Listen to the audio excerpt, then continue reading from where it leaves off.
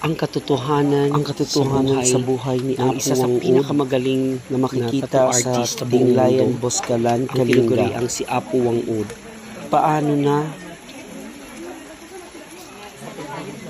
Ang tanong, paano na kung meron pa bang tumatangkilik ng mga taga-Tinglayan pupunta sa Tinglayan, Boscalan, kung mawawala, papanaw, pumanaw man o mamatay man ang ating meron pa ba kaya na artista si Apo Wang-Od magtatato?